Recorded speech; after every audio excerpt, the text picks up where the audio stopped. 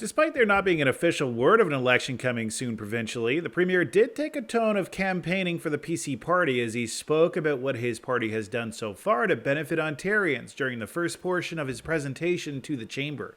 Here in Canada, the ongoing impact of inflation and high interest rates, alongside the growing costs of the federal carbon tax, are squeezing the budgets of families and businesses.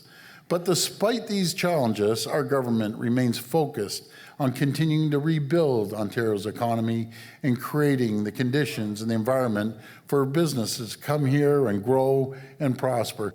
In fact, we have never, ever raised a tax on people or businesses, and we never will. Just think of this, folks. We come into the bankrupt province, because that's what I call it. I'm a business guy. It was a total disaster. Revenues were $150 billion. We increased those revenues by $64 billion, from $150 billion to $214 billion. And when any government, doesn't matter, federal, provincial, or municipal, when they say, the revenues have gone up, guess where it's come from? It's come from businesses, it's come from your pockets. We have never, ever done that. We will never raise taxes. Government doesn't have an income problem, they have a spending problem. They need to drive efficiencies. I'm a big believer in Lean, Six Sigma, Lean methodologies. As soon as I got to the office in the legislature, I asked about Lean. No one had a clue what Lean was. Now, we have 24 black belts going into every single ministry, driving efficiencies, driving standardization, making sure we look at the process and just cutting out any of the nonsense. Because, folks, I can tell you firsthand, there's massive waste at all three levels of government. The presentation then switched to a question and answer period where Premier Ford was asked, first of all, about his thoughts on the return of President Trump in the U.S. and how that may impact Ontario's economy and trade. I just want to remind them again, the Americans, which I do, and I've been inviting governors up, senators, congressmen and women. I talk to them every single week. It's all about building a relationship. And what I remind them, 9 million Americans wake up every single morning to produce goods for Ontario. I reminded them that we're the third largest trading partner. If we're a standalone country, which I never recommend, Ontario would be their third largest trading partner in the world. I also reminded them that we do $500 billion of two-way trade that is split right down the center, equally, give or take $1 billion.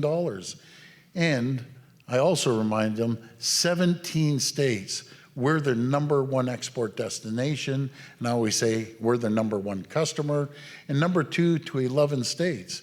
We're an economic powerhouse in North America. We weren't 6.5 years ago. We are an economic powerhouse now. Premier Ford was then asked about his thoughts on the mental health situation in our province. Right now, there are a lot of challenges, particularly around affordable housing, mental health, substance use disorders.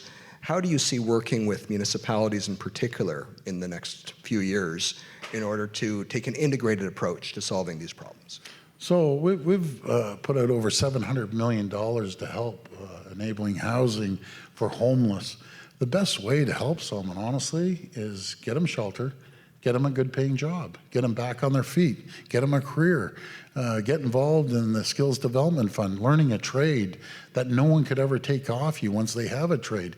I've always said, if you're a senior, if you're disabled, we will take care of you for life, no problem.